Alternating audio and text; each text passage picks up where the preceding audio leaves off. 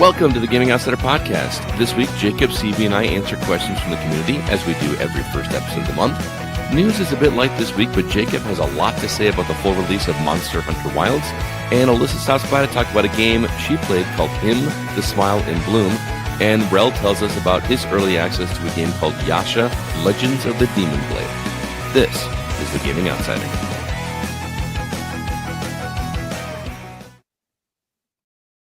Greetings, programs, and welcome to the Gaming Outsider, a video game podcast with a focus on our incredible community, which can be found at thegamingoutsider.com, also facebook.com/groups/the GoCast, and even our Discord server. You can hop over there. There's a link in the show notes of this very episode, and we'd love it if you joined. If this is your first time coming to the Gaming Outsider, we are so happy you're here. It is Tuesday, March 4th. I'm your host, Scott Clark, and joining me are my good friends. First off, Mr. Jacob Gunderson. What's up? Hi, how you doing? I'm good. And Chris Behrensmeyer. I'm wearing pants. Thank goodness. It's just the three of us this time around. Alyssa is feeling under the weather, and Zach is still recovering from his move. He told me that his apartment is not on the first floor, and the day that he moved, the elevator broke, so he had to carry everything down however many flights of stairs by hand. And it's when you open a window and just start pushing it out. Yeah, right. So it's good. It's been a good week, though. I'm lying. It's been a really crappy week, but I'm not going to get into that. I want to talk. I love you. I love you too, man. I'm really excited to be here because I love video games, and I can't. You got a haircut.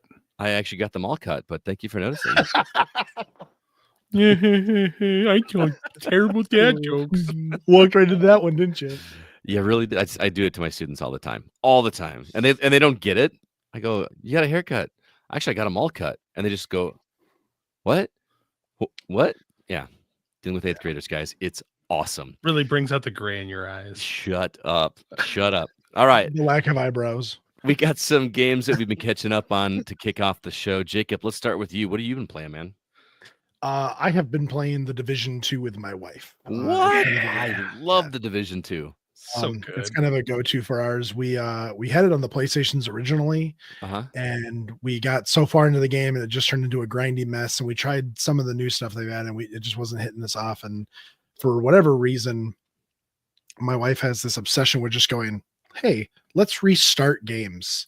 And so it was on sale on Steam, and so we bought it for the computers. What are you doing? So, I feel like I gotta clarify, because when you say we played it on the PlayStations, plural, you sound like he duct taped them all together. You sound like an old fart that doesn't understand how the internet works. It goes through a series of tubes. But for everybody, I don't want people to think you're an idiot. Like, he has a PlayStation, his wife has a PlayStation. They literally play right next to each other, each on their own screens. It's like living the dream. I have 3 PlayStations hooked up in my bedroom. I have my one PlayStation 3, I have a PlayStation 4, I got a PS5, and then Mindy has her PS5 and 4. Now, is the Division 2 cross-platform? No. Man, I would love to play Division 2. That was one of the first games that I played hardcore with our community when we first, first started doing. We got to bring back community night again. That's too much fun. But man, we played that hot and heavy for quite a while. That game is so much fun. Yes, it is. Yeah, but yeah, we're just getting started in it again, and we're not even to the world tier parts of the game yet. So we're just trying to get our footing in the world and level up and finish off that kind of stuff. But yeah, it was on sale, so we picked it up and started it over. It's kind of a mess, but what was it on sale for? How much? Like $5. Song and a prayer. Wow, really? Yeah, not a lot. That game is so good. Chris, we played that together, didn't we? Oh yeah, me, Joel, and I'm gonna hurt somebody's feelings right now because I can't remember, but I know we had a full squad consistently. Yeah, the Division 2 is on sale right now for $8. That's awesome. Yeah, we wrecked house in that for a while. Dude, it's such a satisfying looter shooter. Like, it was just really good. It's one stuck like Borderlands. Yeah. No. The end game kind of sucks, but I mean, once you start getting towards like I can't find better gear, you're like trying to squeak out like a 1% of something. I love how like Jacob's way to describe that a game sucks is that he can't play it for 900 hours and still find enjoyment with it because he's played it so much.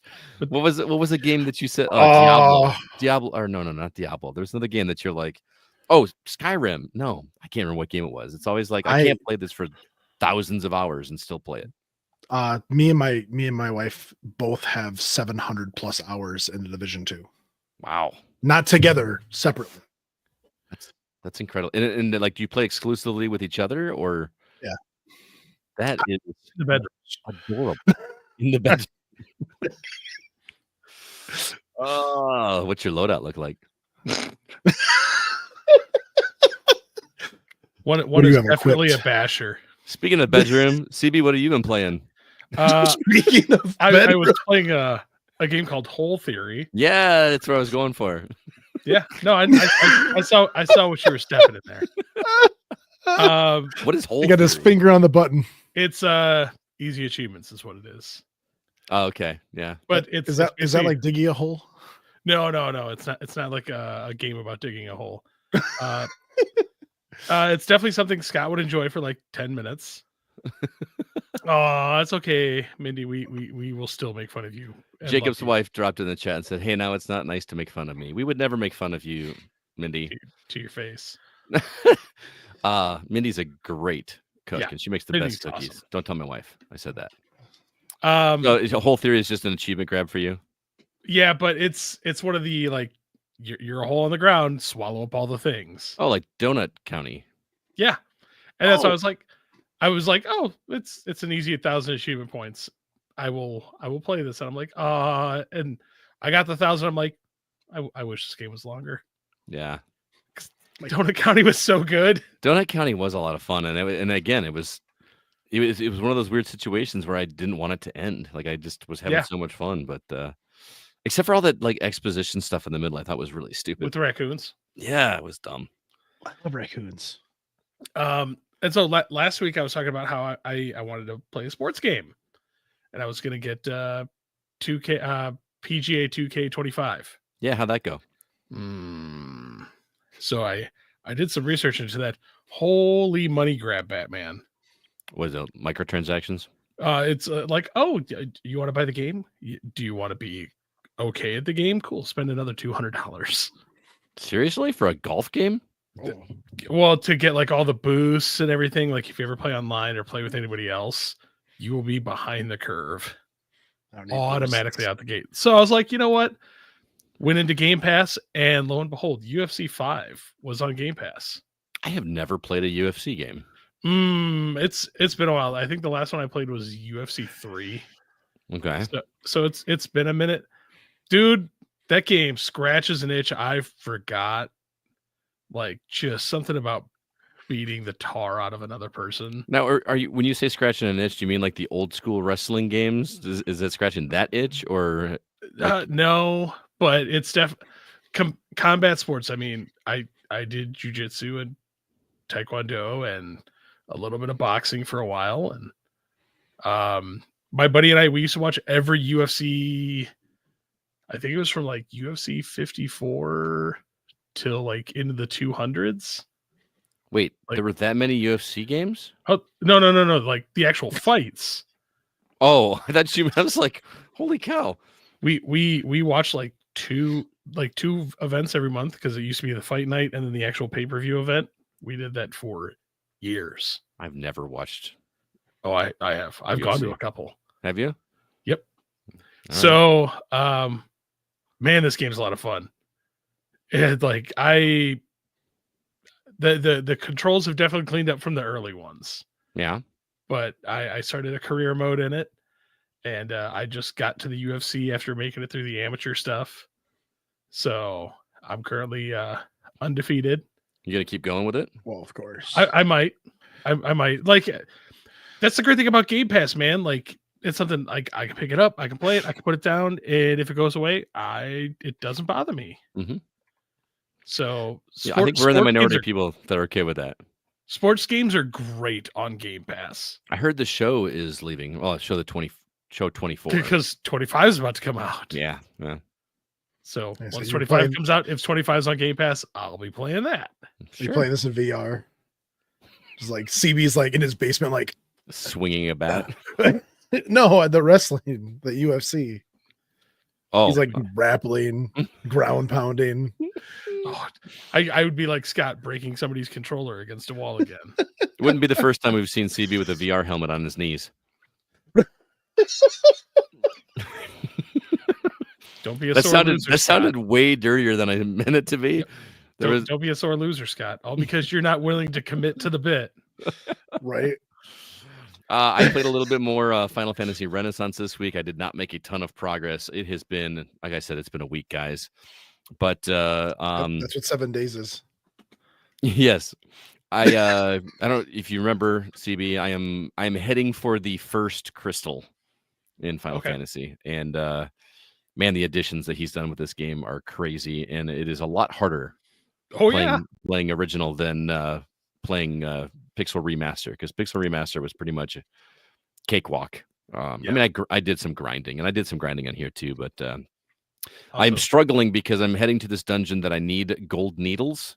You know, those are the things that if you turn into stone, and I can't remember which shop does it. And in the old school games, it's not like every shop has every item like they do in every other game. You can just stock up. You got to find the right shop, and I can't remember where to get them, and they're not in the town that is near this dungeon, so I'm going to have to do some trekking and searching.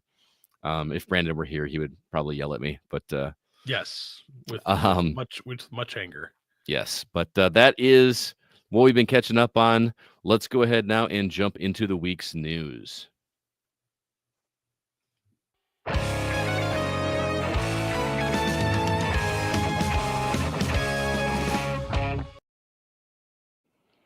It is pretty much a light week in news this week. We got a couple things to talk about, but our news editors, to be Mark, Paul, and Sean, have been working like crazy posting stuff on our website. If you guys get a chance, go to thegamingoutsider.com.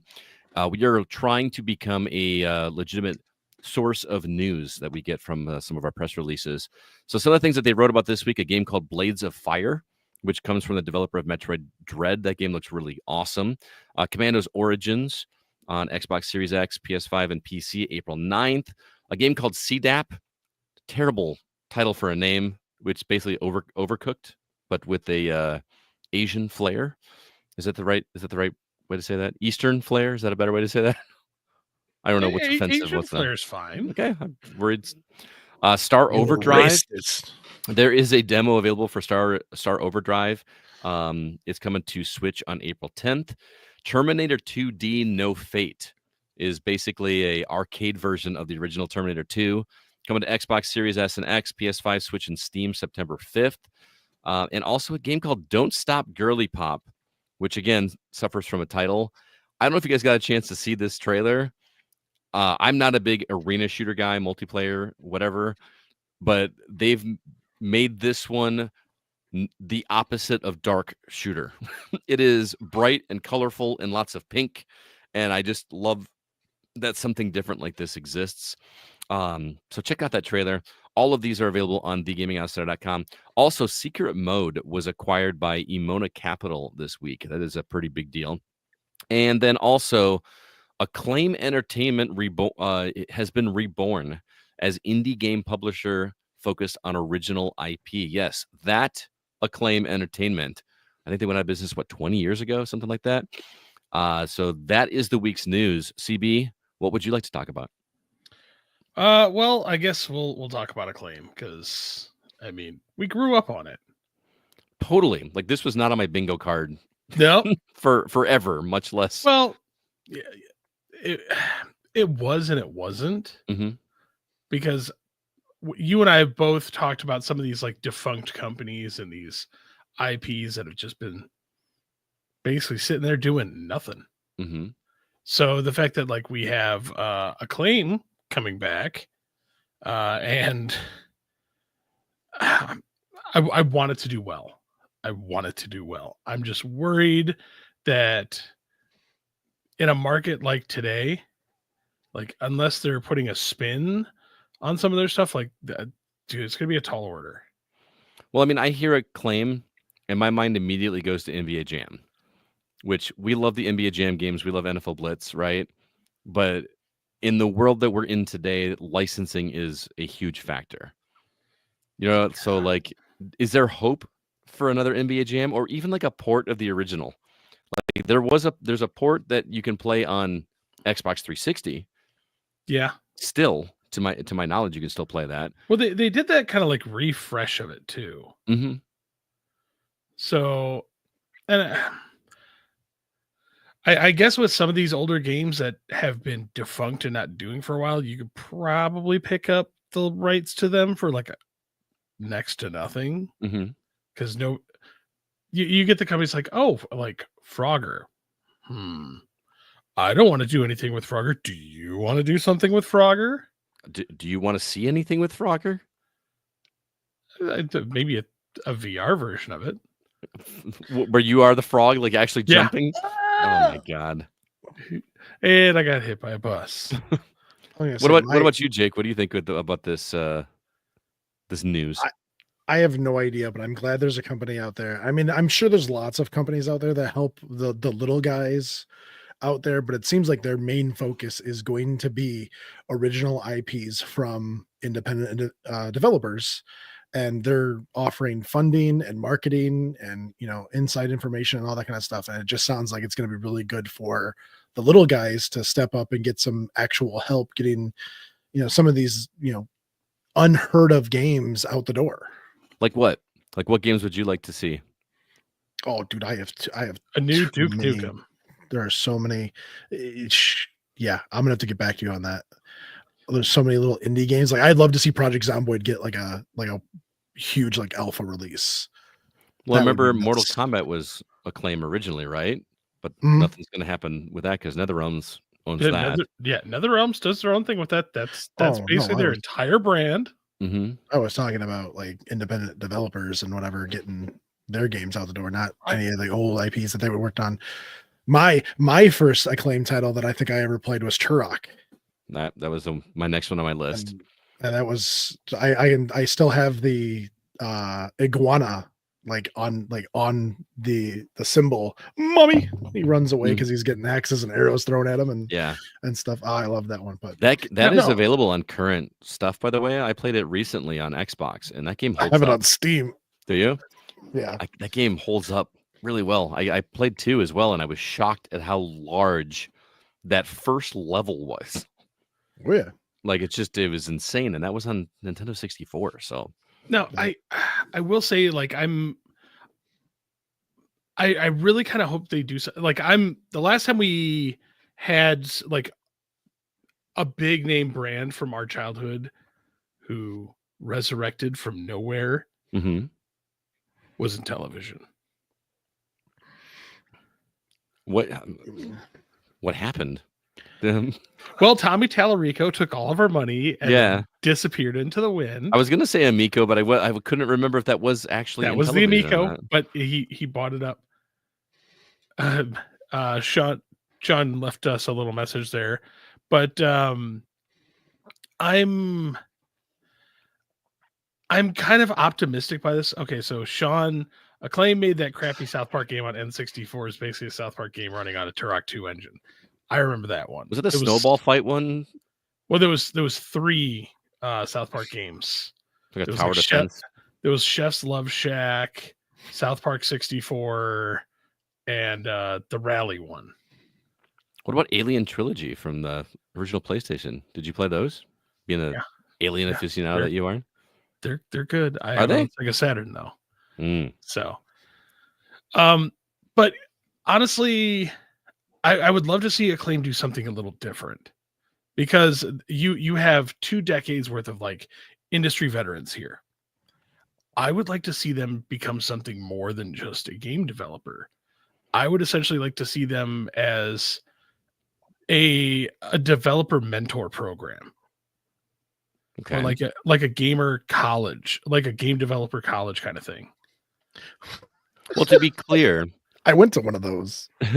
To be clear, these are industry veterans, yes, but they're not necessarily the same industry veterans. No, I know. Okay. But what I'm saying is, like, okay, Acclaim, like a household name where like they'll bring in some of these indie guys that they're like, hey, I've got this really great idea. I've got something built. I don't know where to go with this. Mm-hmm. And they could actually like they could build an entire thing off of just like, hey, like we're rebuilding ours. Like come to us. We'll help you make your game. We'll launch it under the Acclaim brand. So like they could use this as kind of a jumpstart point for a lot of indie people to get their direction and have that like great resource team behind you. So we could see a lot of fresh new ideas come into the market and like have that like a little bit of legitimate backing behind it, because I'm worried that like they're like, Acclaim, we're back. We're going to go buy a bunch of IPs and go nowhere because we spent all our money. Well, I mean, why would you think anybody would do that? That doesn't happen in the industry. Never. No, I mean, so basically you're saying that it's going to be brand recognition at this point. Like, hey, come under the Acclaim umbrella. Come, be a part of this because we succeeded 20 plus years ago. We're going to succeed again, even though we're not the same people. I think the quote even says some players have an association with Acclaim in the past, but it's an all new team. So there's not going to be anybody, even of the skeleton crew here. They're just buying there's the probably name. like one person who was like swept to the floors. Yeah, right. but it does.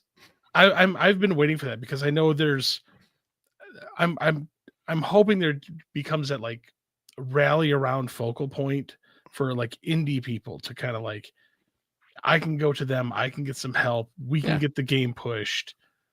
And for a company like Acclaim that, again, like you said, is essentially a brand new thing, they just happen to have the name, right? It'd be a really cool and unique idea for them to do something like that. Mm-hmm. Be a publisher slash trainer a development house. That's a good way to say it. And yeah, like as much as I would love to see some of these old franchises revitalized, I mentioned NBA Jam. I mean, it says right here that they're going to it's to support indie developers and new original IP. So it doesn't even say anything about bringing back anything. So, that's all pipe dream for us, or things that we'd probably like, but it's probably not going to go that way.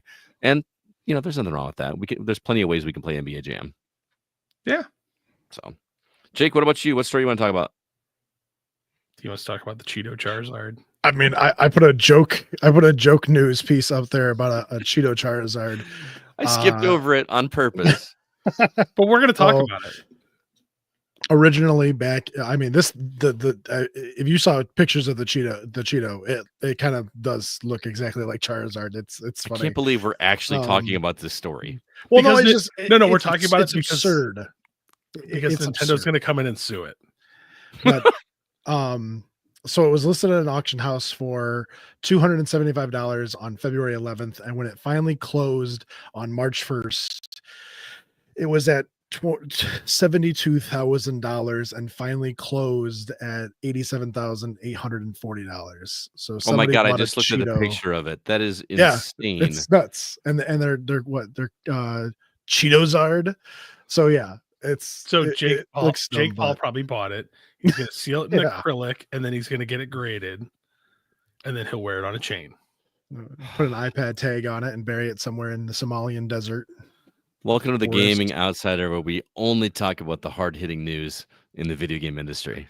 I told you it was a light week, so we were like, we're gonna find something funny to talk about for once. Wasn't there like an episode of Glee where he found a piece of toast that like looked like it had Jesus' face burnt into it? And oh my god, I don't know. My wife is rewatching Glee right now. I'll tell you when I find it. I made it about 2 seasons. Just skip the final season. Yeah, that was a great show, but after Corey Monteith, like, all right, can we move on, or do you got more you want to talk about? Cheeto Charizard. I want to talk about Glee. No, we're good. I just thought it was outrageous that Cheeto. I mean, but this is the world we live in. You find something that you like, and people build it up, and then now it's I mean, it's gaming adjacent. I mean, Charizard. Flaming hot Cheeto. Seriously, if you're hearing this, go look up the image. Cheetozard. Like it looks like it was not an accident. It looks like it was fashioned. Like there's no way a Cheeto actually looked like that. And now people are going to be looking through their Cheetos desperately looking for anything that resembles anything else. Grilled cheese. This looks like Gandalf's staff. That's what it was from Glee. Was the grilled cheeses? Grilled cheeses. Yes, thank you, Mindy. Okay, back to games. Did you guys get a chance to take a look at this Terminator 2D? Dude, I want to play this so bad. Oh my god, this looks like the licensed Terminator 2 game that we deserved back in the 90s. Man, this game looks great. Okay, the best way to explain it is it looks like one of those ramped up, like really nice arcade units. Where like you go to the arcade to play that game. Yeah. Not like the home port version on the Super Nintendo. Right. This looks like you're playing it in an arcade. And like the images that they have for like the quote cutscenes where it's like heavily pixelated, but it really looks like the characters. And like it's just, oh man, it looks so good. And it's a bummer we gotta wait till September 5th, but I am all about that. Can we bring back licensed movie tie-ins for video games? Like I know Terminator 2 came out a long time ago, but I would love to see one, they're bad. I mean, just do this kind of stuff, though. You know what I mean? I want a like remake of Total Recall. Like the movie or the game? Hang on. Which Total Recall? Total Recall with Arnold or the very, very bad one with Colin Farrell? There's the NES title, Total Recall. It's based off of the Arnold. The one that makes me wish I had 3 hands. Yeah. Oh, jeez. I will say, like, the moment I see that, like, I saw the Terminator 2, like, instantly I heard the Judgment Day thing playing in my that do. Dude, that theme song is so good. Sean, who actually wrote the article, also wanted us to mention it's actually going to be made for retro consoles as well. So after it releases on these consoles, you're going to be able to buy a physical cart for this game for Super Nintendo, Genesis, and stuff like that. I want it on the Turbo Graphics. Let's be real. I want it on an arcade. I want this in an arcade cabinet. Can we make that happen, please? Because that would be amazing. We could retrofit an arcade cabinet to play. Oh, dude, there's like even the scene in the what do you call that? The river in Los Angeles, the LA River, where they're getting chased. River that's in LA. It's right near Wave Echo Cave. It's also where Johnny Knoxville broke his ankle trying to jump the LA River. He tried to jump the LA River. Oh, dude, that was like Jackass season 1. Oh my goodness. Anyway, that is definitely going to be played by me. I think by all of us. Also, remember, Scott, if there's ever a volcano in LA, you can divert all the lava through drop a building. Is that what they did? They dynamite a building to block it off, and all the lava just goes in there and goes. Which movie was that? Was that Dante's Volcano? That was Volcano with Tommy Lee Jones. It's really easy to get those two mixed up because those movies came out like not. One happens in the woods, the other one happens in a city. Yeah, but they both came out within like 3 or 4 months of each other, did they not? Yeah, but one also had Hamilton in it. Armageddon and Deep Impact also came out the same year. Matrix and the 13th floor. Yes. On a jet plane. 13th Floor is such an underrated movie. I feel like that movie got overshadowed by how awesome the Matrix was, but that movie's great. So yeah. Guys, go check out the trailer for Terminator 2D No Fate. Is there 2-player on that? Is that? I mean, would be very fun to be John one of Connor. You gonna play? One of you is going to play the Terminator. The other one's going to play John Connor. I know, right? I don't know. It just looks like a game that's going to have a spot for you to drop a quarter in and join, but that's not going to make. It'd be more sense, fun if I could be the T-1000. Oh, there you go. Have one person driving the semi. I'ma kill you. I want to play that game. All right. Well, that's the news. Like I said, things are a little. We should also mention as of today, the news is official that Tony Hawk 3 and 4 is coming. We kind of assumed that based on the date and based on some leaks coming out of other countries. But the really cool news is that it's going to be on Game Pass on day 1. So there you go. I'm not a big Tony Hawk fan. I'm terrible at those games. The music is worth it alone. I can't hear that Superman song without thinking of Tony Hawk, and I've never even played it except for the hour or so I played it when it re-released. So, yeah. Yeah, I got out of my car and I was bumping that one day, and Scott was like, "Hey, Tony Hawk," and that's exactly where I got it from too. It's stuck in my head ever since I've been a kid. Do you think that song became popular because of Tony Hawk, or did Tony Hawk used that song because it was popular. Superman by Goldfinger. Goldfinger, yep. So I think Goldfinger, like they were a pretty big punk band before. Tony, like they got bigger because of it, right? Mm-hmm. But you get your song in the first level of a Tony Hawk game, you're gonna get some recognition. Well, what isn't that Smash Mouth's problem? Like they were, what? He was like, yeah, Smash Mouth had a thing about I'm a Believer being in Shrek. Oh yeah, they were like, we were something, and now we're only known for being that one band that had a song in Shrek. Yeah, I don't know, man. That All Star was a pretty big deal before that came out. I mean, that's also Smash Mouth. See, it's funny because before I heard Superman, I remember Goldfinger from their cover of 99 Red Balloons. Yep. Yeah. Because don't they do like the last verse in German? In German? Yeah. I love that cover. It's a great cover. Great cover. All right. Well, that's the week's news. Let's go ahead and move on to the new games that we've been playing.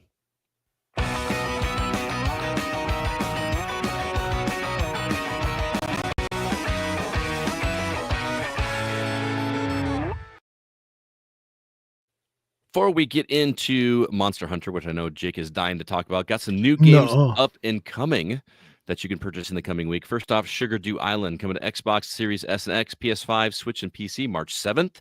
Also, Beyond the Ice Palace 2, same platforms, March 11th. Rise of the Ronin is getting a PC port on March 11th. Centum, CENTUM, coming to Xbox, PlayStation, Switch, and PC March 11th. Fate Reawakened, Xbox, PlayStation, Switch, and PC, March 11th. Metal Bringer, PS5 and PC, March 12th. Game called Macho, coming to Xbox Series S and X, PS5, and PC, March 13th. Dungeons of Hinterberg is getting a PS5 port from the Xbox and PC on March 13th. And lastly, The Hungry Lamb, Traveling in the Late Ming Dynasty, is getting a Switch port from PC on March 13th. Jacob, what do you want to play here? Guess. Metal Bringer. I love to make Scott guess on these because anytime he guesses something, I usually choose something. Well, I don't choose, but my choice is something completely different. But no, Metal Bringer looks awesome. Dude, Metal Bringer looks rad. Dude, man. That animation looks sick. I don't know if you guys were just watching my face, but I was going through the list real quick and I saw Metal Bringer. My mouth just like, oh. Is it an old game? No, but it looks awesome. There is a demo. You can play that on Steam right now if you want to try it out, man. All right, I'll see you guys later. I'm not right now. Nope. Right now. You said right now. We're leaving. Right. CB, Metal Bringer would actually be my number 2. Like I saw that and I'm like, this looks sweet. I wish it was on Xbox. Mm-hmm. But Sugar Dew Island. I kind of knew you were going to say that. Because it's a farm. Dude, it's Stardew. It's 3D Stardew Valley. It's Stardew. That's exactly what you need is another farm simulator. I've only beat Stardew like 3 times. I mean, come on, I need a new one. Isn't that a long game too? If you do 100% and yeah, but if you just get to like roll credits on it, you can do it in like 20-ish hours. That's a good chunk of a game, man. Nothing really excites me on this list. Like Metal Bringer looks awesome, but it feels like a game that I'm going to play for a little bit, have some fun with it, and dip out. I just love how the animation, like it looks like it's heavily pixelated, but it still animates really well. The upgrade screen looks almost identical to Captain Skyhawk. I don't remember the upgrade screen from when you go up and you fly into the space station. And it's got like guns, missiles, bombs. I had Front Mission 4 vibes. I can see that as well. It looks pretty cool. So that game's gonna need to be played. I'm probably gonna download the demo as soon as we get done. Oh yeah. Oh yeah. So you'll play that on PC over PS5? Or yeah. Will you? Yeah. Okay, Jacob. I was gonna say my PC might be actually able to play Metal Bringer, unlike Monster Hunter Wilds. Uh-oh. I thought you just got you just upgraded to a new computer, fancy, upgraded, still having troubles? No. That's after he kicked it over. No. The computers I was looking at were kind of expensive. Also, the upgrades that I was looking at were kind of expensive to play this game regularly. Well, some of our people have said that it runs great on the PS5, so I got it for the PS5. And let me tell you, I'm having a blast playing Monster Hunter Wilds. There's a lot of sitting moments where I'm just kind of waiting for things to happen. But other than that, the game, or not even if it was just the cutscenes, I'd be fine. But waiting for a T-Rex to respawn so you can kick it in the teeth. Oh, so it's like actual hunting. You gotta get in your blind and then no, they haven't done that in years. But no, it's there's a lot of dialogue that's happening that's not in a cutscene, and you're kind of riding your mount to where you're supposed to be going, and people are talking to you while it's happening. So I don't know. I've been trying to. I feel myself fighting with this game because I want to know what the story is actually about, but the story is happening while other things are happening. So you're either listening to people talking or you're looking around the environment trying to collect items off of Mountback. And the story is going on out of your vision, or I don't understand. Oh no, they're just talking to you.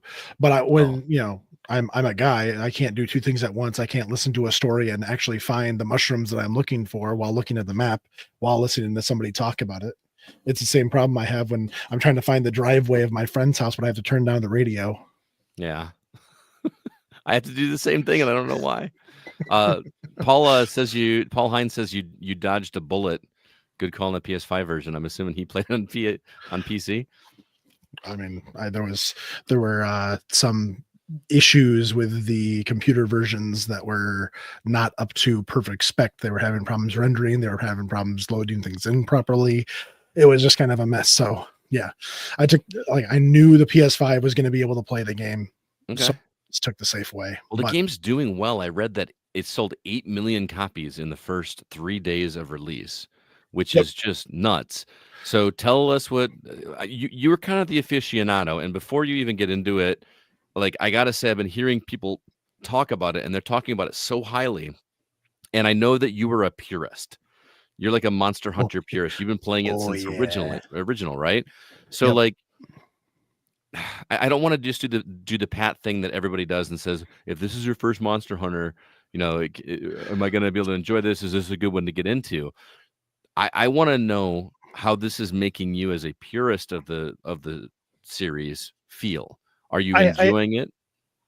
I made a Facebook comment because I rolled credits at 2:00 in the morning and had said goodbye to my sleep schedule because of Wilds. But I beat the game around midnight and I kept playing because there was still more content, and they released, or because the game was over, new things were happening in the environments, and they tell you to go look for the new things that are happening. And so you go out and you find the new things that are happening. And to my surprise, it was one of the older monsters, but they had upped the difficulty. So now I'm having a hard time fighting. It changed from minus missions to plus missions, or I guess low missions to high missions. Wait a minute, when you say older monster, do you mean older from this game or an older monster from a previous game? From previous titles. Oh, there you go. Very so cool. I was very happy to see that this creature was in there, but from the trailers and the spoilers and whatnot, I guess not spoilers, but the trailers that I've seen, they have been hyping up these creatures that they're in the game, but I have been waiting the entire game, it feels like, to see these creatures, and only after I rolled credits did I see these creatures, did I see these monsters that I have been waiting so desperately to see, because I haven't seen them in games for a long time. It's not that they're unpopular, it's just that with so many other things wanting to happen in the world, they didn't put them in the game. So tell me how this game works, because I dabbled in Monster Hunter World for not very long. So I just have a vague understanding of this game. Is it as simple as we're going to go hunt some monsters and team up and we got to figure out ways to do this? What is the gameplay loop like? Because it's got to be more complicated than that. I do not think that I have gotten to the grindy aspect of this game yet. The World Rise, and I'm assuming this one, had this big grind loop at the end of the game. Once all of the missions were done, once all of the main storylines and stuff, things were done, there was this loop at the end of the game that kept you playing and asking for certain things. There's creatures in the game that are called guardians. They are made by a civilization from the past. Mm-hmm. And then when you kill them, you get just generic items. And I'm assuming that these generic items are going to be used in the loop to upgrade your weapons, your armor, all that kind of stuff. Like Paragon levels? No. In certain ways, people who have played maybe old Monster Hunter knows because you add abilities to armor, or you increase weapon damage a little bit here, a little bit there, just certain things that you have to do but you have to go out in the world and find specific materials to unlock these abilities to add a little bit of damage here and a little bit of damage there, or a little bit more defense, or a new skill or something. And so it turns into this, well, I have to go do 300 quests to get certain items so I can do these, final upgrades to my armor now that I'm not really hunting anything new. Mm-hmm.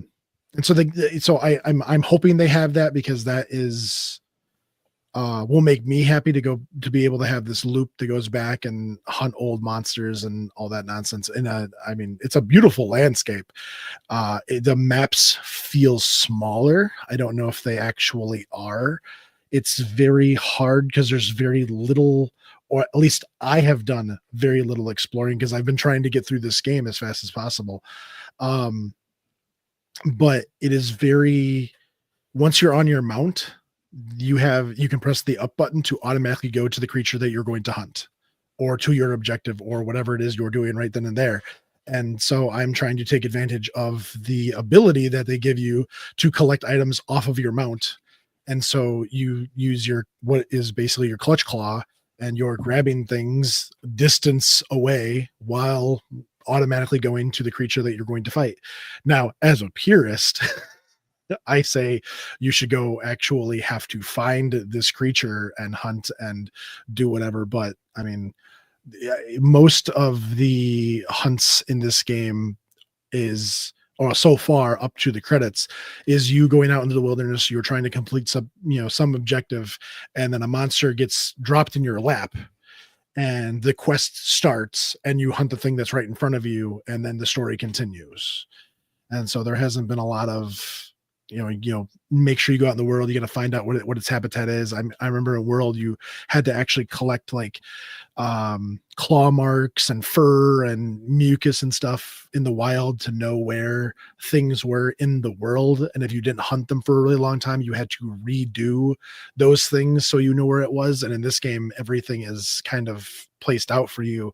Once you're going out on a mission to hunt something, your mount just takes you directly to them, and it kind of takes that aspect out of the game. But so there is a hunt to it. Like, it's not just just go to waypoint and do it. You actually have to do some things to be able to find the monster.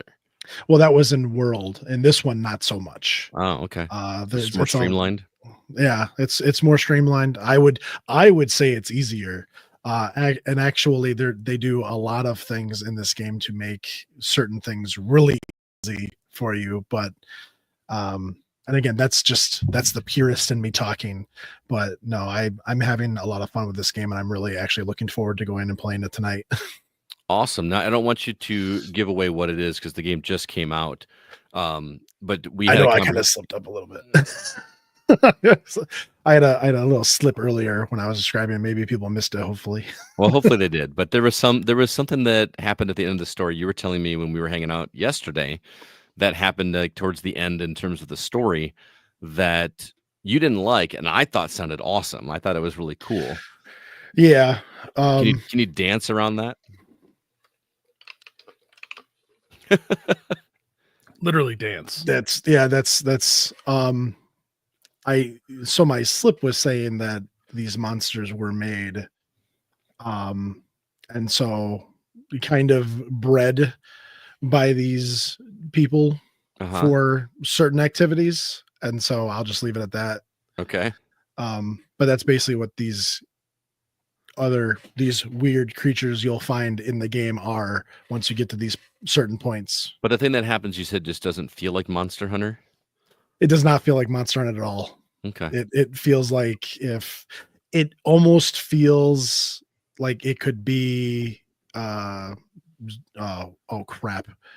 Horizon Zero Dawn. Yeah. Where they're robotic creatures and whatnot, and just it's really far out there, especially for a Monster Hunter game, and it kind of it threw me for a loop, and I was not exactly into it. But there's been, in all the previous Monster Hunters, there's been something, a sickness and illness, something that drives monsters crazy, and it makes these weird crazy monsters that you have to fight towards the end of the game or during the story or whatnot. But I mean, it's going to be that type of thing. Okay. So you're playing on PS5. It's also available on PC and Xbox Series S and X. Developed and published by Capcom. This is a full price title, $69.99. Mm-hmm. Yep. Which is becoming the norm for some of these bigger games. Are you recommending purists play it? Are you recommending newbies jump in with this? I can probably give it to newbies as well. It's there are so many little nuance changes with this title that if you started playing and went backwards, you'd be like, well, where is this? Why can't I do this? It was so cool in Wilds. Why am I not allowed to do it here? Okay. And I mean, I'm not going to go into it because I've tried a lot of different weapons and stuff, and just the amount of stuff that they have slightly changed to make things react or act differently is so much fun to find, that I hope a lot of people actually try this. Because as a veteran, it's been a lot of fun seeing how the weapons are evolving, I guess. So you want more people to come to the fold, basically, is what you're saying.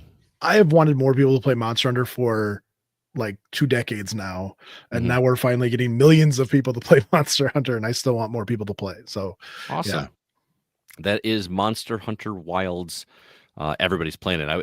It's gonna say, hey, go ahead and try it, but it feels like everybody already is playing it. So all right, well, before we move on to our topic, I got a couple more reviews to share with you guys. Alyssa stopped by, as did Rel, and we're gonna play those for you right now. Thank you to Alyssa and Rel. Do appreciate it. Real quick, want to remind everybody about facebook.com/groups/the GoCast if you'd like to join our community over there. Also, Discord. We've got a server.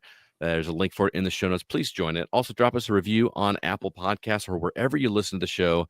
You guys are our only source of marketing. Please spread the word if you like what you're seeing here. If you're watching it on YouTube, tell a friend. If you're listening on a podcast, tell a friend about us. We would love to get more people listening. Lastly, our website is thegamingoutsider.com. There you can find all of our written content as well as all of the news articles that we've been fervishly putting out. For instance, you can see Alyssa's review of Lost Records Bloom and Rage, Mark's review of Moons of Darsalon, and also Mark's review of the Glover remake, which is a game I've never played before. Glover. I never played it, so I suppose I should remedy that. With that, let's go ahead now and jump into our From the Outside In topic.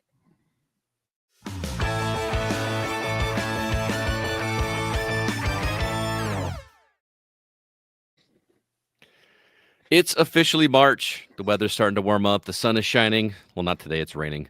And we are answering questions from our Gaming Outsider community. Every first of the month, we ask on Facebook, Discord, Twitter, everywhere for our listeners to propose video game-related questions that might make for some interesting conversation on the GoCast. We're going to answer those right now. CB, why don't you kick things off over on Facebook? No, that first one is yours. Oh, no, I'm taking it. Oh, no. That one needs to be Scott. Nope. He's the one that says it every time. Doesn't matter. I know the story. That's his line. So, Isai Munoz writes in, I'm sure this has been answered before, but why does the Gaming Outsider start with greetings programs? I'm a fan of it, but don't understand it.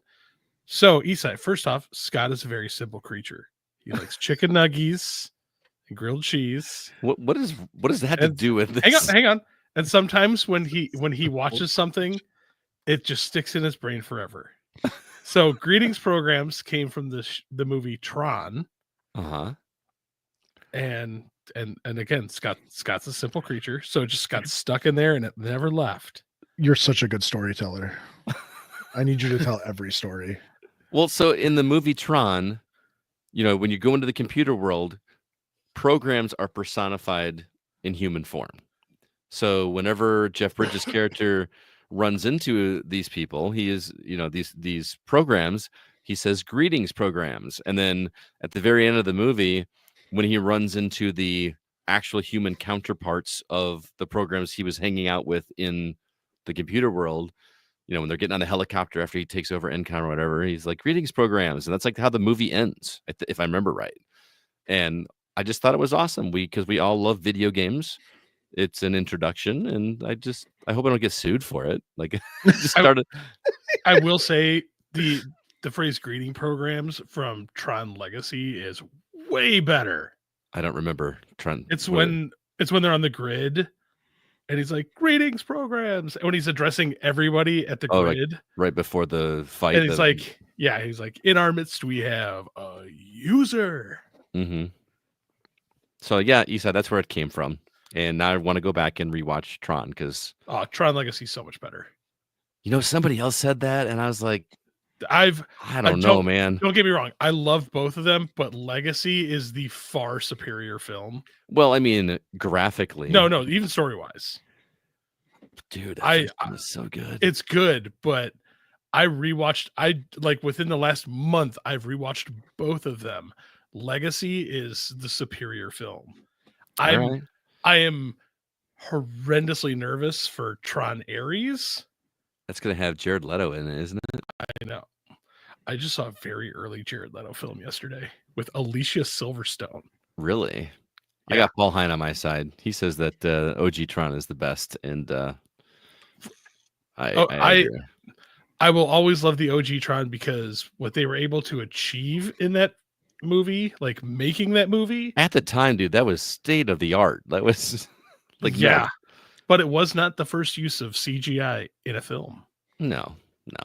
Also, there's I don't know, the whole religion aspect, like the people that like worship the users were considered religious freaks, and I just love that whole angle that they took. That's why I like the second one more, is like when they think that the users have abandoned them and are evil. That's how I'm like, it's just a great continuation of the story. It's time for a rewatch, I think. Trust me, watch them back. Watch them back to back. I'm willing to bet you will agree that Legacy is the superior film. I'll report back, but I highly doubt I will. Oh, also, I watched the second one, Legacy, in theaters in 3D, and it was really cool because they did the Wizard of Oz thing, where the movie is not in 3D until they go into the digital world, and I just thought that was rad. Like, when's the last time I thought there was something wrong with the movie? I'm like, isn't this supposed to be in 3D? And then suddenly it was. It really made the 3D cooler. Like, it made it, a bigger deal. I thought that was pretty cool. So, put up Paul Hines' comment because I want to address that real quick because I just learned this the other day. Okay.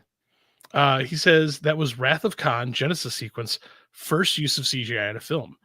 Paul, believe it or not, you would be wrong. The first actual use of CGI in a film was 1958's Vertigo. We've lost Jacob. Yeah, that's crazy. I literally just learned this, like listening to another podcast the other day, but there's the sequence where they like go in on the eye and there's something moving in the eye. It was their first attempt to use a computer to like generate an image inside a movie. Oh, okay. Interesting. Next comment, Jacob. Jakob. Kevin Honigberg writes, you've been asked to speak at a world conference regarding positivity in the realm of video games. However, you can only speak about one single aspect. What angle are you taking? No cheating, Chris. There's only cheating. Only one. Only one, Chris. Only one topic, Chris. What angle are you taking if you want to talk about positivity? Cheating. Cheating. The positivity of cheating. I feel good. I don't care what you feel like. So I would open with cheating. The ability to find problem solving in games. Oh my Whether goodness. through conventional or unconventional. That's cheating. I said through conventional or unconventional means. Okay, so the Kobayashi Maru is not cheating. If I'm running a marathon and I get on a bike and do 90% of the marathon and hop off the bike and run the rest of the way, was it specifically stated in the marathon's rules that you couldn't do it? Unconventionally, I found a way around it, and I should be praised and be given a medal. That's not how this game works. Have before. No, actually, I would actually. That was the Tour de France. I had to throw that in there for Kevin. If I was to choose something, it would actually be. There was only one topic. You chose cheating, so I try to save your argument. It would be it would be casual community. That was going to be mine, jerk. I can't say community. I have to say casual community because honestly, if you just say community, some of the most toxic things happen in gaming, especially in the pro space. But casual community is legitimately one of the greatest things in gaming because it allows people from all walks of life to come together. Yeah. That was going to be my answer as well. Jake, what about you? Like your mind. I know. Cheating. Whoa. I would argue the creativity aspect.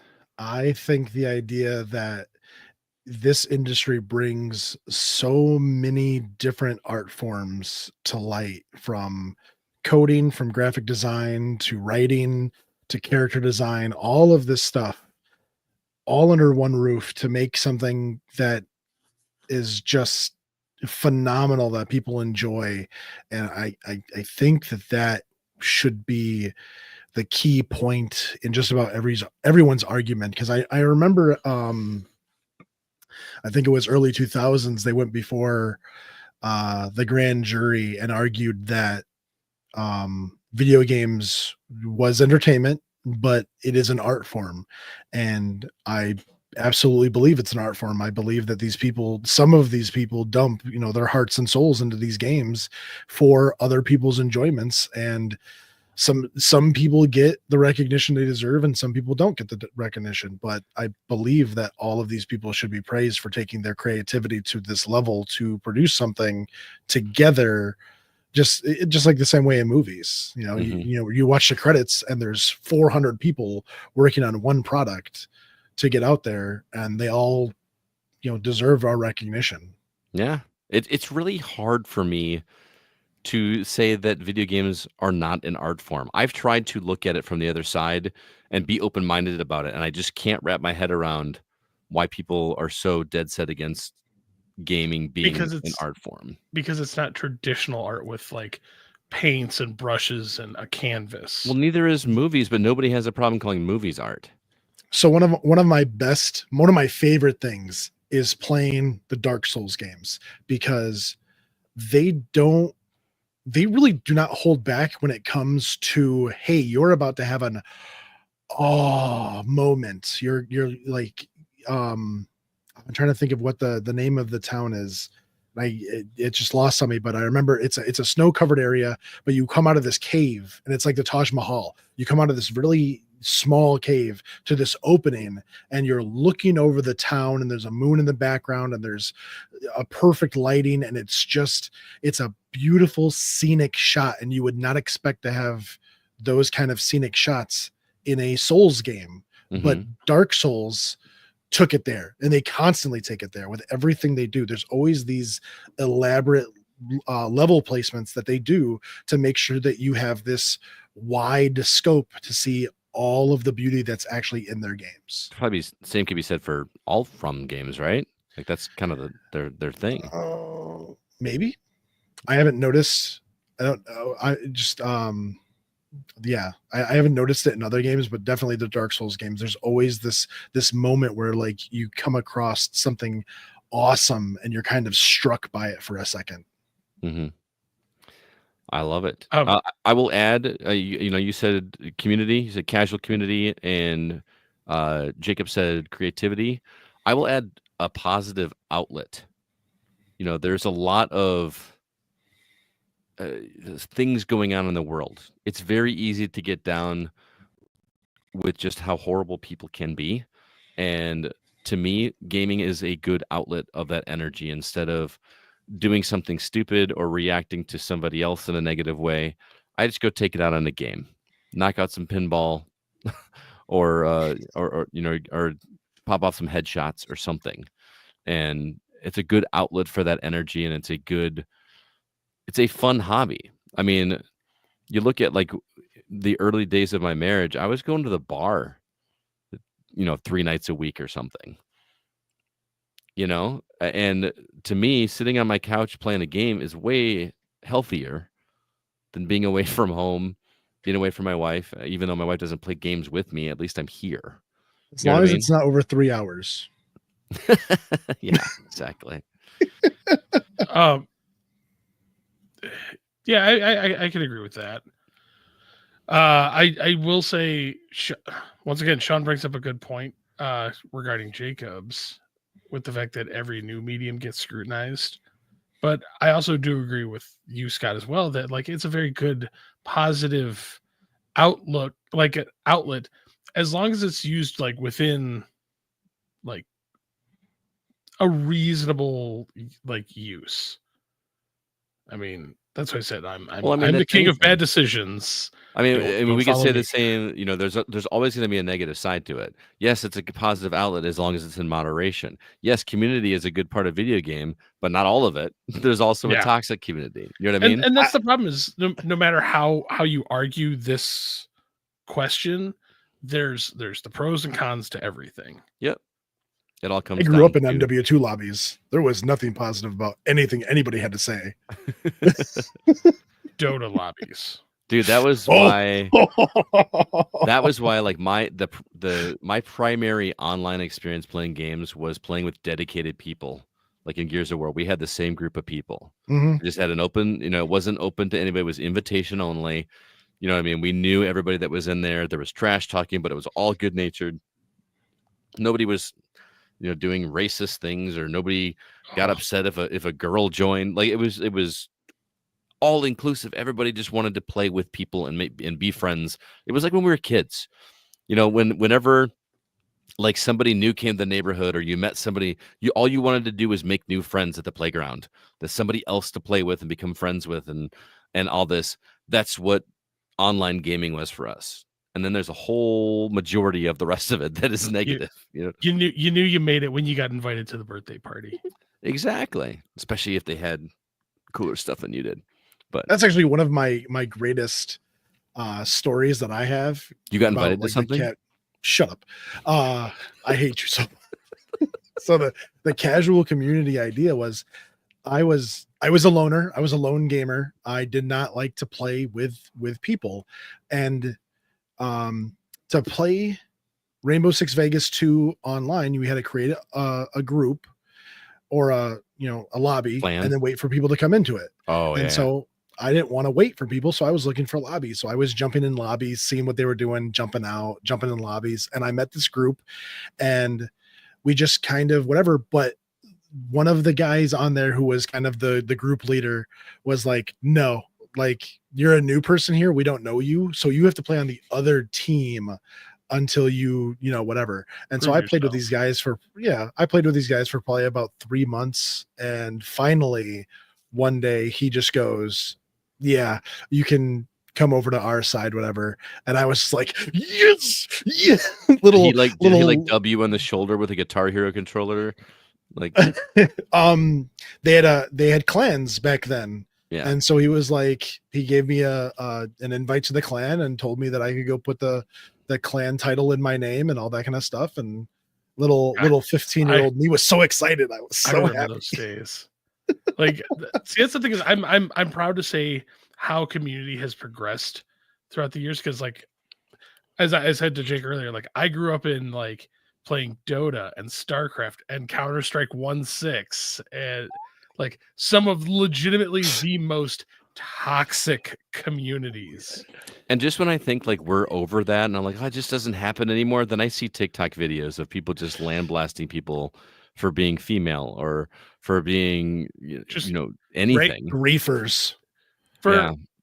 And that's what bothers me so much is like as much as much like limelight League of Legends is getting right now with like some of their TV, like the TV show, like Arcane.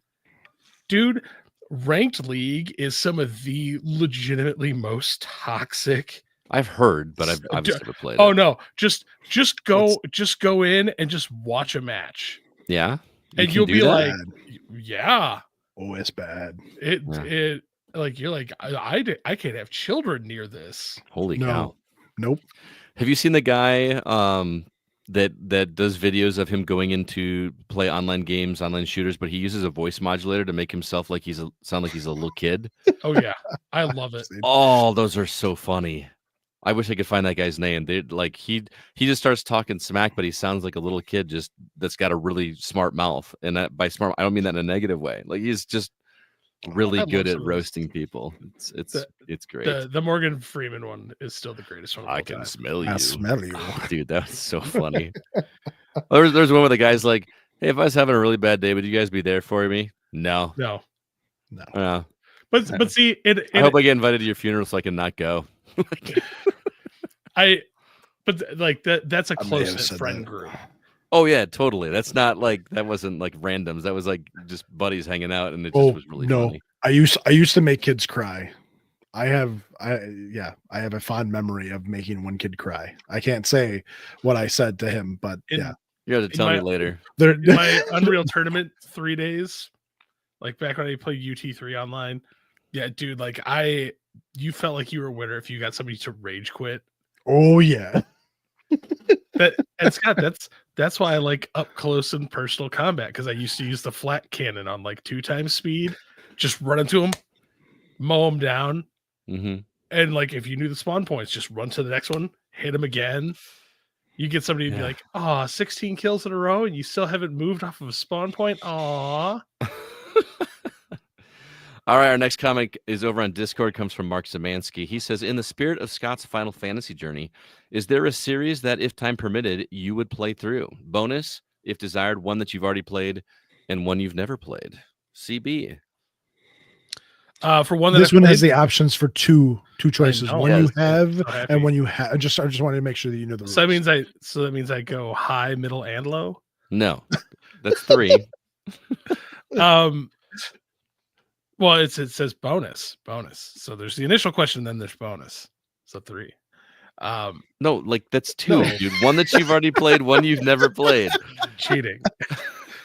One that I played, Wolfenstein. I will play the Wolfenstein series over and over and over. Okay, so that's your one that you have played. That's played. Well, I got the impression this is one that you hadn't played, but you finally did. Wolfenstein. Well, it says maybe one that you have played because you want to take the time to go back and play. Because here's the thing: so somebody else may be looking for series. Okay, I interpreted it differently. That's all. So Wolfenstein, 14 games. Yeah, it's great. Chef's kiss. Mm-hmm. For one, I own a bunch of the games. I am terrified because of the amount, but the Megami Tensei series. Are those the dirty ones? No, that's a JRPG. The dirty ones. What am I thinking of? Seger and Kagura. What? Senran Kagura. That's what I was confusing. I was gonna say we can't say that word. I've played those. Not all of them. I played the pinball one. Felt kind of dirty doing it. The relaxation massage one is weird. Oh my god! Like, moving on. But no, it's an action like role playing series. I own like a bunch of them. I didn't realize the entire series is 96 games. Oh my god. Oh yeah, you don't have to play anything for like the next 10 years to get through all that. Yeah, because none of them are short. Yeah. How about you, Jake? Were you done, CB? Were you done? Yeah. Okay. Oh, did I cut you off? I'm sorry. Always. I'm used to Scott. It's bad dad jokes and interruptions. Oh my gosh. I'm getting abused tonight. You were just having a bad day. Well, for my choices, ones I've already played, I'd love to go back and play Killzone. All of them. I played when they first came out, I played through them all, and I loved the series. I didn't play any of the new ones. Although I should probably, if I do decide to do a playthrough, pick them up. But isn't one of them on the PSP? I have to go dig out my old PSP to play one of them. Mm-hmm. Yeah. Hopefully your battery hasn't swollen. That's a thing. One of my batteries, because I wanted to cheat, I modified the battery because the security system was in the battery. No. Well, I mean, it worked, but no. Killzone is the one that I would choose that I've already played, that I'd go back and play. And then games I haven't done. Yeah. The Fear series. Oh, I've never played those either. Yes, I never played those. I played probably about an hour of the first one. Just to the jump scare? A little bit past the jump scare or whatever, but I don't know. At that point in my life, there was just other things to do, and I just never had time to sit down and actually just run through all those games. I've got all of them, but did that developer just get down too? I have no idea. Isn't that Monolith? Yeah. Yeah. Too bad. No more games. I have been having an itch to go back through the Uncharted games again.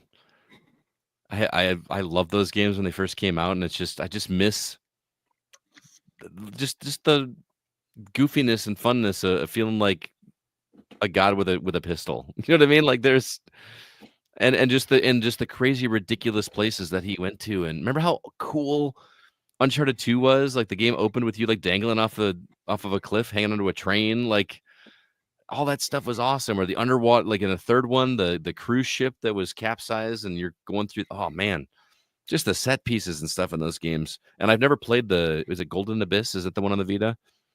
Yeah. I never played that one, so I'd love to go back and do that. So as for ones I've never played, sticking with the Final Fantasy theme or JRPG theme, I've never played a Dragon Warrior or Dragon Quest game. That's a long series. Right, but I mean everyone always compares the two, right? Like Final Fantasy was insanely popular, but it would be fun to go back and play those and kind of compare as I went. There were some, even as I was growing up, that I wanted to. Dragon Quest 8 just looked awesome to me. I wanted to play that game so bad. I think it was on PS2, if I remember correctly. Yeah. And I just never got a chance to play that one. And I know it'd take a long way to get to 8.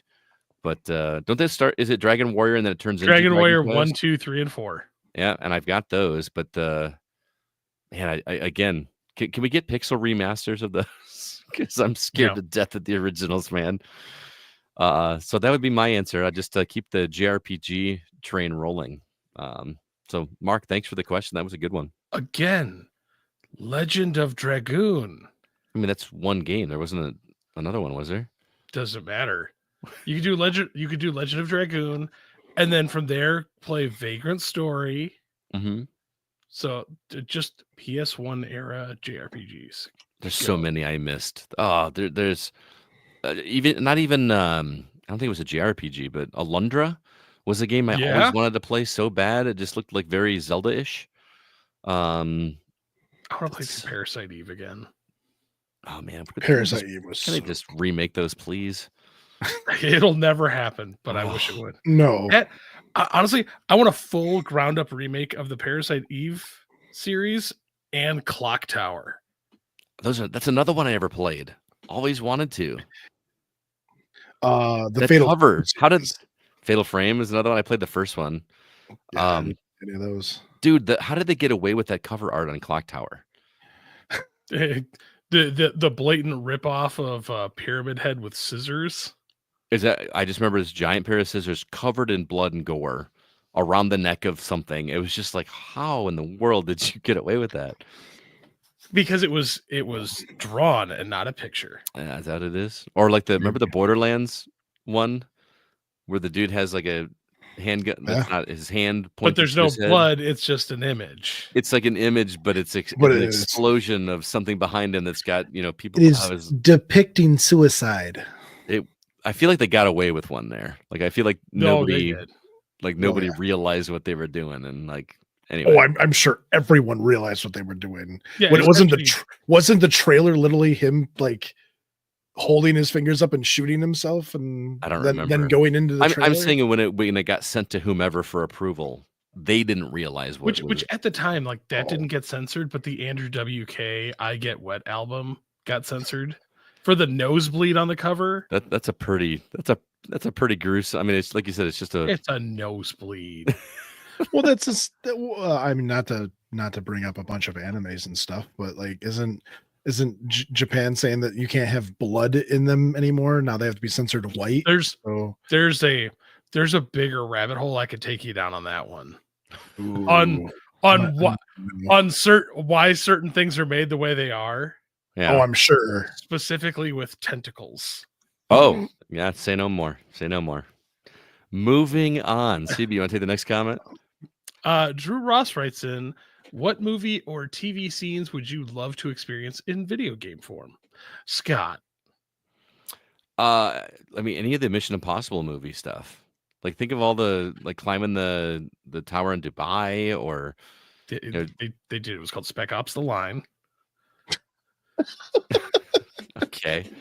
Isn't that building falling down? Yeah. Am I thinking that again? I was gonna say. I mean, just any of that spy stuff, or like think of all. Remember when I think you and I did Mission Impossible in N64 in a retro outsider episode, and it was just such a feeble attempt at all the cool stuff that happens in Mission Impossible, all the gadgets, and like, remember the Mission Impossible movie where they had the screen set up so that the security guards thought they were just looking down a blank hallway. Fallout. Was that Fallout when they did that one? Are you sure? Yeah, because they were sneaking into the Kremlin. Yeah, but I don't think that was Fallout. I think that was the one before that, Rogue Nation. I think. Wait, you're right. It was Rogue Nation. Yeah. But yeah, that thing is really cool. Like when you watch behind it. Yeah. I will say, like, each one of the Mission Impossible movies, like, see, okay, I know you're gonna hate this, but this is why I like the Mission Impossible series more than I will ever like the Fast and the Furious series, because I expect it out of the Mission Impossible series. Mm-hmm. Fast and the but Furious. Those don't go quite as ridiculous either.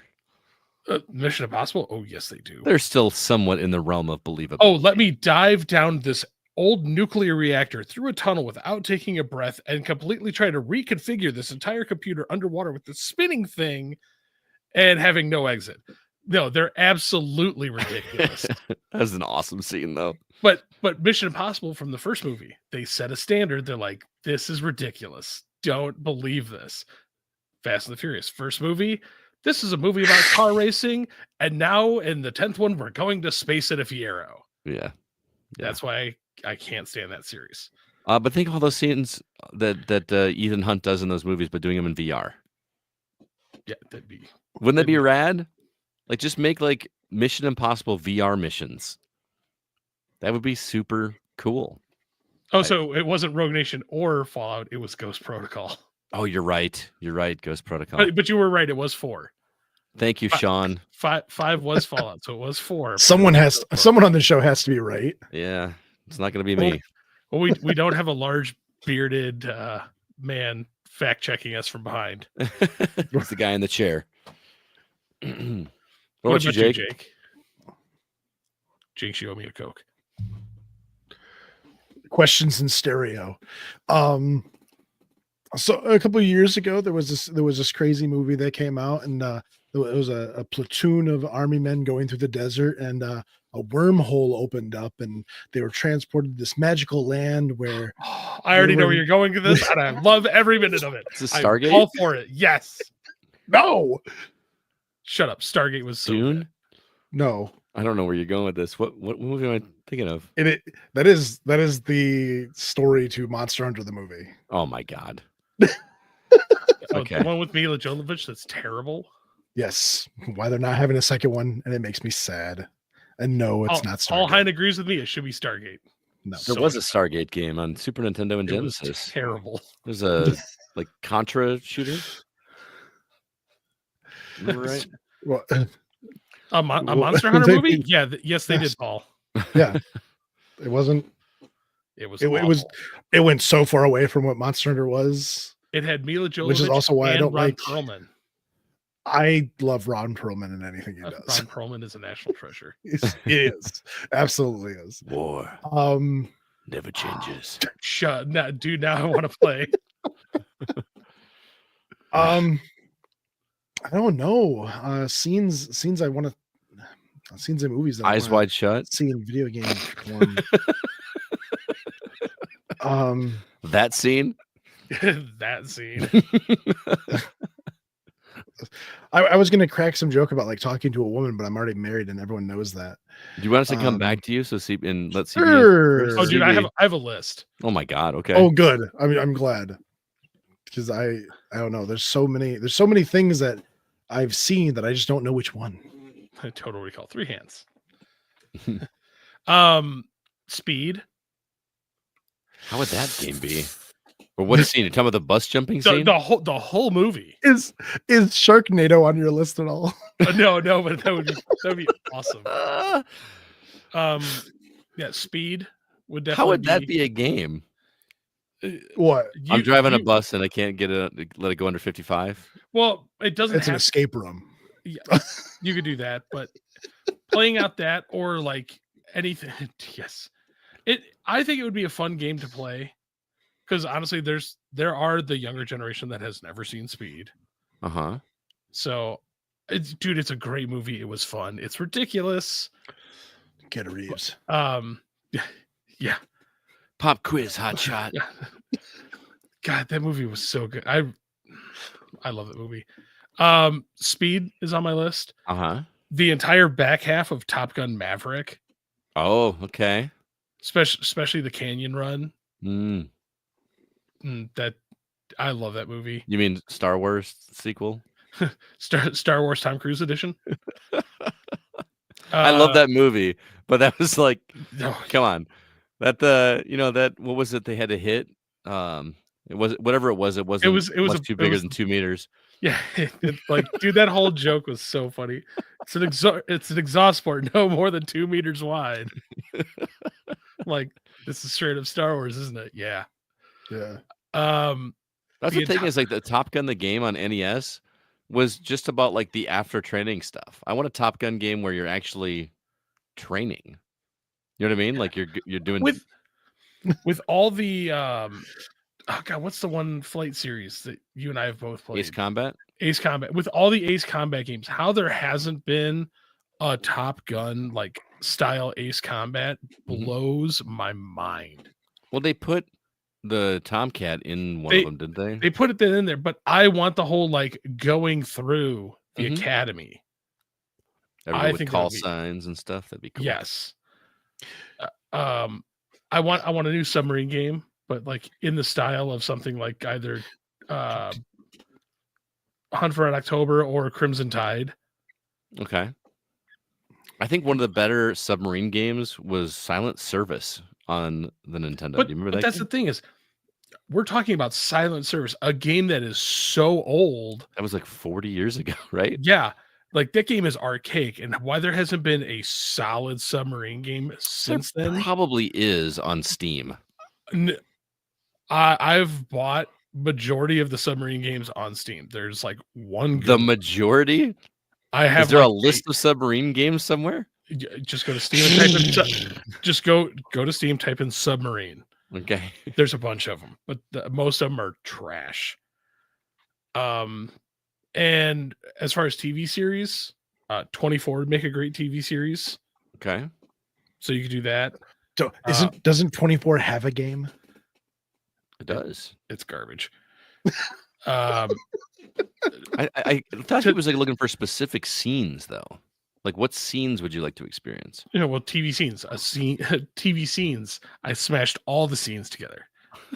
But of like all the TV stuff, the one that blows my mind to this day that still has not been made is a Neon Genesis Evangelion game. Funny you say that. I just got a press release for a VR game. Look at his eyes light up. Dude, you have no idea. Like for me, like there's Alien, there's The Thing, and then there's Neon Genesis. Yeah. And Godzilla. He wants to get a spear through his forehead. Dude, if I could be Godzilla in VR and smash like a town, that would be you could be Godzilla in Fortnite. That's dumb. I think I'd rather any more on your list? Castrate than play Fortnite. No, that's fine. You can move on. All right, we got one more question, Jake. You skipped Jake, you moron. Oh no, we had to come back to Jake. Did you come up with one, Jake? A movie scene? I thought of Armageddon. The whole scene where they're like going through the asteroids to find a landing spot. I enjoy flying games. I played this game called Sky Odyssey, and I remember Sky Odyssey. Yes, I love that game. It's one of my guilty pleasure games because there's not really any action to it, but I get so enthralled in in that game sometimes.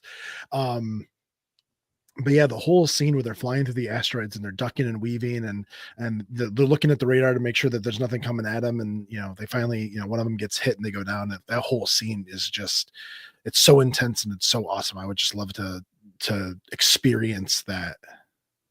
Nice. Sean commented and said the bank heist in Heat, fight in the streets of downtown LA. Grand Theft Auto. I was gonna say, I feel like that's all of Theft Auto. But I mean, that is a banger of a scene. Paul Hines said 24 done in the style of Ace Attorney series. Objection. All right. No. Jake, all right. Sean Coates writes, what are some canceled games you wish you could play? Once upon a time was really interested in the Dirty Harry game that was being developed back in the Xbox 360 PS3 era. It apparently had the blessing and involvement of Clint Eastwood himself. Jeez, why was it so hard for me to get through that name? I think you mentioned it earlier, but Scalebound. Yeah, we talked about it before. Well, we talked about it off air. Off air, yeah, like because the developer is like, "Hey, bring it back. We're ready to come back." I thought that game looked rad. God, how that game got canceled just still blows my mind. I don't know.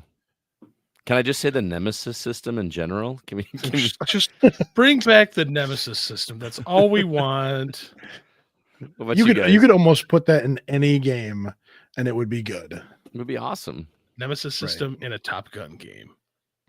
Oh, see, now you're talking, pilots. Dude. You shoot down the plane, the pilot ejects, he comes back in another plane. Yes. See? Dude. See? Why? Why has this game not been made? I think you guys just came up with the best idea for the Nemesis system. I want this so bad. Because that actually makes sense. Like in the Mordor games, like, why are you not killing these guys, right? Like, why are they surviving? Oh, but it makes sense. No, you murdered them. But they came back. Sometimes. Oh, you murdered them. Sometimes. No, they came back with a different name. No. In the second one, I have cut people's heads off. Oh, I know. They've come back with they'll have like an iron jaw or scars or missing limbs or whatever, but they come back. Well, you murdered them. But in a flight game, that makes sense. You shoot somebody down, they're going to eject. Well, that's the thing is you could do it in any war base. Like you could do it with a submarine game. You could just make an entire series. You blew up my submarine. I got bigger submarine. Call it Vendetta. We're the dead crew of submarine 6539. Vendetta sounds like such a good name for that too. Yeah, but you could do planes, tanks, trains, automobiles. Yeah.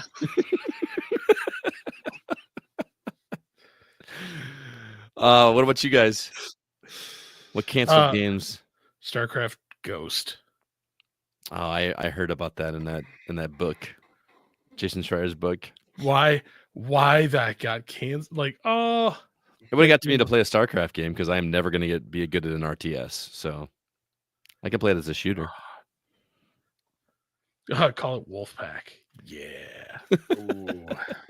Dude, Paul Hine, you are speaking my language. Right. So down for this. Why don't we have? I'm sorry, but going back, like, why don't we get more naval-based combat? Naval-based. Everybody complains about it in Assassin's Creed, and you wanted, and then I most definitely did not complain about it. I loved it. I loved it so much. I was gonna say Black Flag was one of the best interpretations of naval combat. Like, probably everybody loved it in 3 so much they made an entire game out of it. And how did that turn out? Assassin's Creed 4 actually sold fairly well. No. I'm talking about the game where it was nothing but the naval combat. Oh, Skull and Bones? Yeah. Well, yeah. I mean, come on. The problem with Skull and Bones is it was too little too late because that got delayed and delayed and delayed and remade and delayed. And plus, CATs already existed at that point. Another thing is that it was a team-based game, and team-based games do not go well. Not unless you have a dedicated friend group that actually does call-outs. Mm-hmm. But like having a game where you're like in charge of like an aircraft carrier, like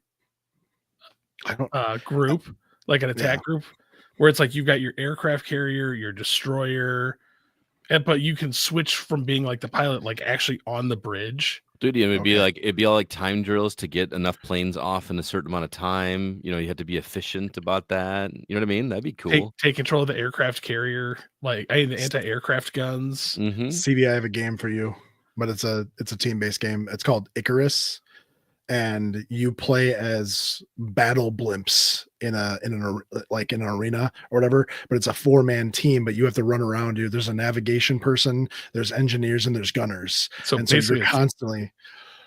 But yeah, you're flying. StarCraft bridge. It's StarCraft bridge. Star Trek bridge crew, but with blimps. Yeah, it's bad. It's badass. I like it a lot. See, I love those kind of games, but like no one ever plays them. Dude, it's hard to get. When's the last time any of us have played an online game together?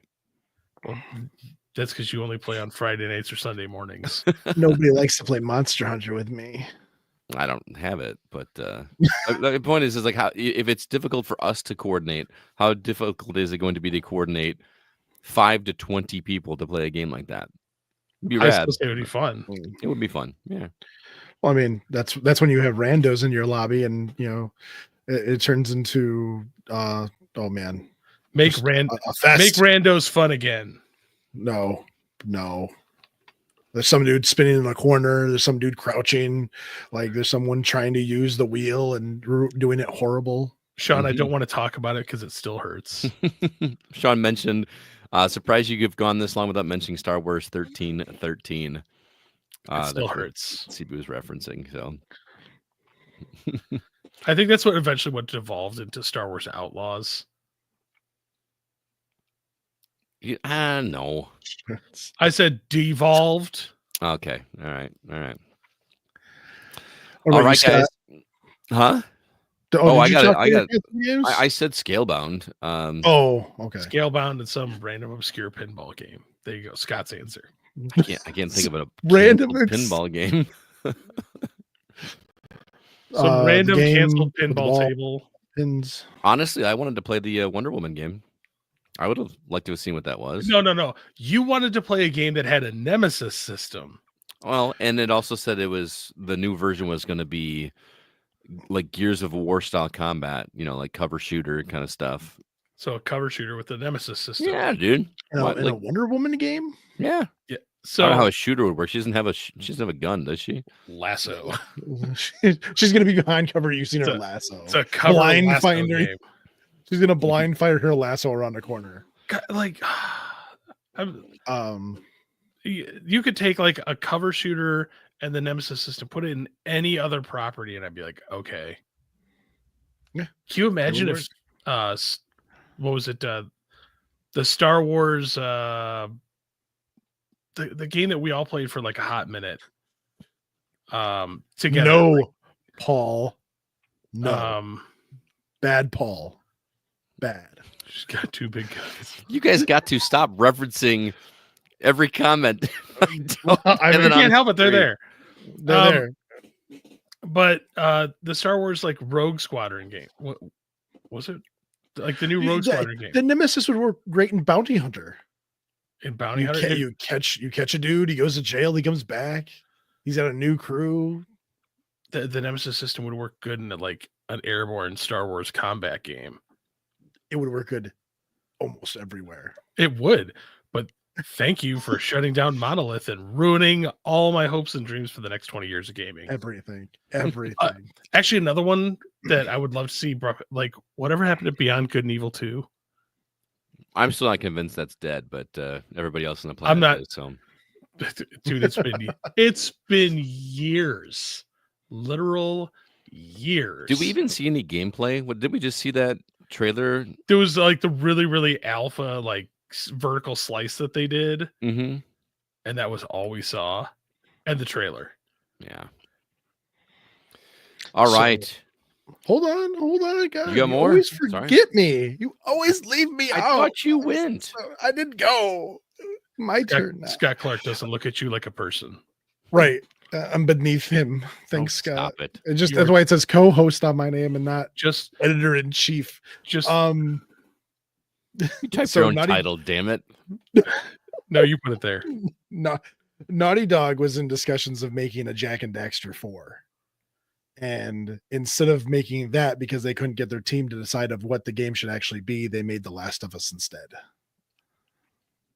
Yeah, but I feel The Last of Us was better than Jak and Daxter. No, that's another series that I should go back and play through. I love the Jak and Daxter series. I'm not saying it's a bad series, but I think they made the right choice on that one. Nah, nope. Yeah, it was Star Wars Squadrons. We're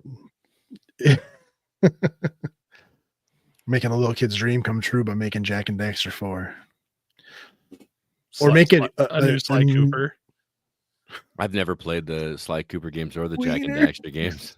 It says whiner, not wiener.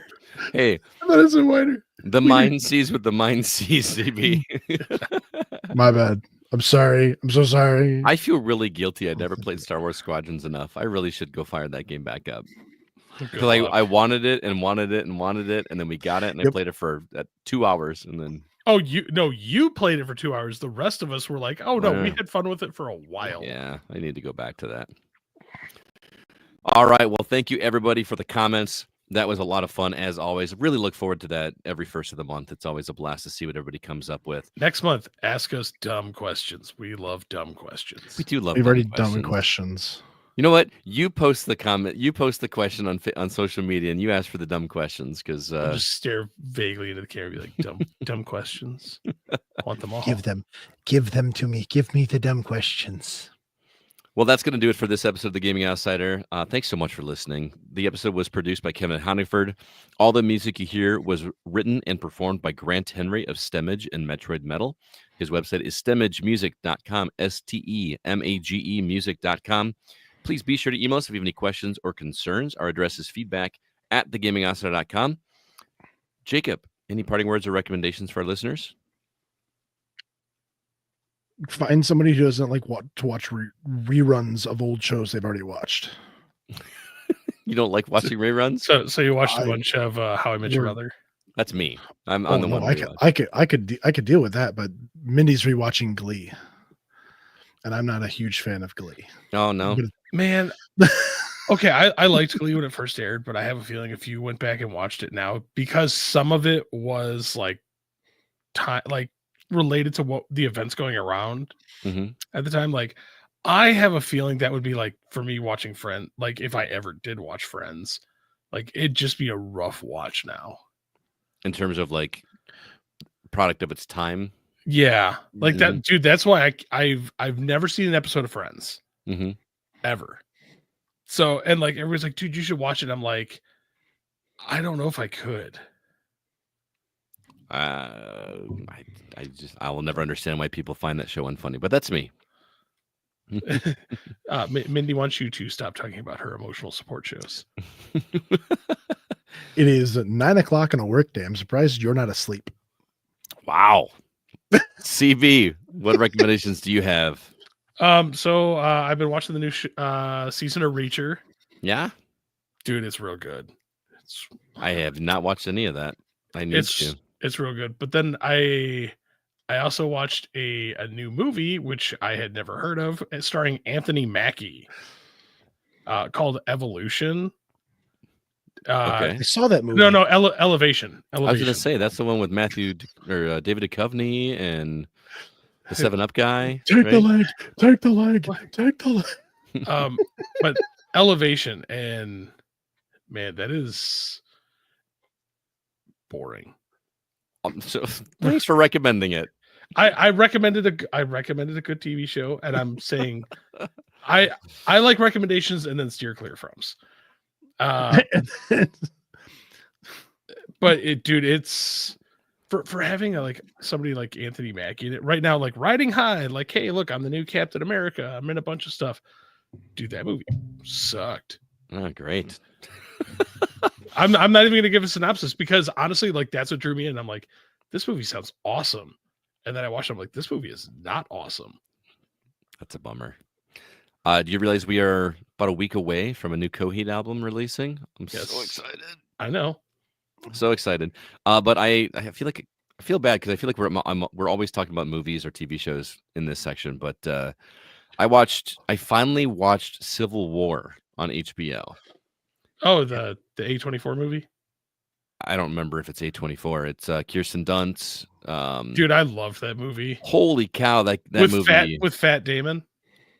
Fat Damon. Oh, you mean Jesse Plemons? Fat Damon? Oh my God, I've never heard him referred to as that. That movie is worth a watch. If you're not familiar with it, it is exactly what it sounds. It is a civil war that takes place in the United States. And you know it's fiction when Texas and California have teamed up as one half of the side of the war. What? That's like that was just funny to me. But no, there's a civil war going on. The interesting thing about this movie is it's not so much about the war. The story centers around some journalists that are trying to get to Washington, D.C. to interview the president. And it just makes you think, is this what people do? Like as journalists when they go into war zones and try to get that picture? I mean, like they're straight up following behind the soldiers with their hand on their shoulder, like that they oh man. What was it? The Vietnam War? There were a bunch of cameramen that were shot because it looks like they have RPGs. I believe it. Intense movie, and it just goes to some. It does not pull any punches. No. That movie, like straight out the gate, is in your face with its violence, and not in a gratuitous way, but just in a wow. This is what war would really be like if we were in it. War never changed. I give them credit over the fact that they never really say why the war started. Mm-hmm. They don't really explain. There's no you don't really get into politics. No, there's no politics behind it. Mm-hmm. Especially because like they never explain like why this side is fighting this side, because it's not just like two sides. There's like 4 different factions. Yeah. And I'm like, it's a really well done movie. And that scene with Jesse Plemons is Fat Damon. Oh man, that scene. It's only like Fat Damon. No, Fat Damon. Fat Damon. Oh, knock it off. I think he's an awesome actor. He is. But in that movie, dude, it's Fat Damon. Did you ever see the Black Mirror episode with him where there was like a Star Trek spoof? Yeah. Dude, that like between him on Breaking Bad, the Black Mirror episode, I'm like, dude, and Civil War, Game Night. dude, I'm like, you are a fantastic villain. He really is. Can you imagine him as like Lex Luthor for Superman? I don't have a whole lot of connection. I don't know what Lex Luthor is supposed to be. Like, dude, Jesse bald, would be my bald. Better than Jesse Eisenberg. I mean, I don't even know what Lex Luthor's supposed to be, and that one never made sense to me. But for anyone still listening, I was making a SpongeBob reference. Bald. All right, guys, we are out of here. Thank you so much. Until next week. I am Scott Clark with Jacob Gunderson and Chris Behrensmeyer, and we are the Gaming Outsider. And remember, there's no such thing as a bad game, just games that are not for you. Wow.